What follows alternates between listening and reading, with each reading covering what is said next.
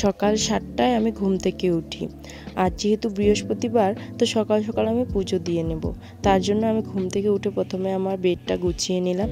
তারপর স্নানটা সেরে এসে গিয়ে আগে স্কিন কেয়ারটা কমপ্লিট করলাম। স্কিন কেয়ারটা আমি সাধারণত দুটো স্টেপেই করে থাকি।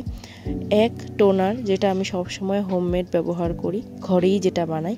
আমি মার্কেট থেকে তেমন একটা টোনার কিনে আনি না, যদিও আনি তাহলে আমি ডাবর গোলাবরীর যে রোজ ওয়াটারটা আছে সেটা শুধুমাত্র কিনে আনি। তারপর আমার হচ্ছে ময়শ্চারাইজার। তো ময়শ্চারাইজারের জন্য আমি অনেক সময় অ্যালোভেরা জেল এবং অনেক সময় আমি জনসন্স বেবি যে ক্রিমটা হয় সেটা ব্যবহার করি। তো এখন এই কয়েকদিন থেকে আমি অ্যালোভেরা জেলটাই ব্যবহার করছি, পতঞ্জলির অ্যালোভেরা জেলটা।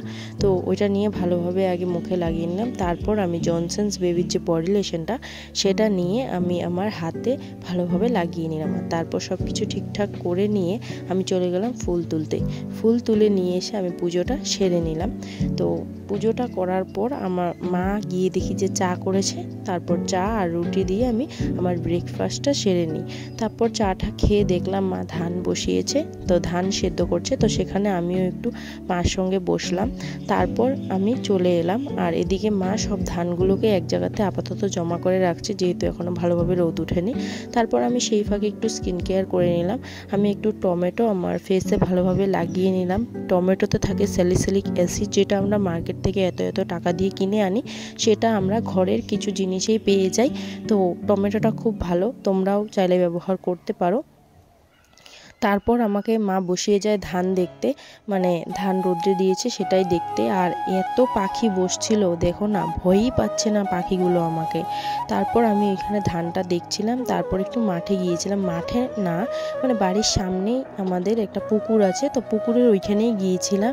মা ওরা ওইখানেই ছিল, সেই কারণেই গিয়েছিলাম। তো পুকুরটা তোমাদেরকে দেখাচ্ছিলাম। আপাতত পুকুরে এখন পাট ভেজানো আছে, সেই কারণে পুকুরে এখন মাছ ছাড়া হয়নি। তারপর বিকেলে আমাদের এদিক থেকে যে আরজিকরের ঘটনাটা নিয়ে যে প্রতিবাদের জন্য মিছিল বেরিয়েছিল। তো আমিও ভেবেছিলাম প্রথমে বেরোবো, কিন্তু আমার শরীরটা তেমন একটা ভালো নয়, সেই কারণে আমি আর বেরোতে পারিনি।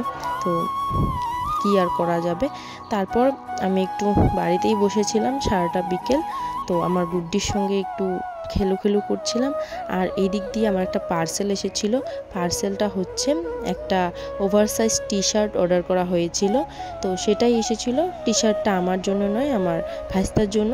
260 টাকা দাম নিয়েছিল। ভীষণ ভালো ছিল, যেরকম ভালো ছিল কাপড়টা, তেরকম কালার বলো কি বলো, মানে সব দিক দিয়ে ঠিক ছিল। এস সাইজ অর্ডার করা হয়েছিল, একদম পারফেক্ট এসেছে।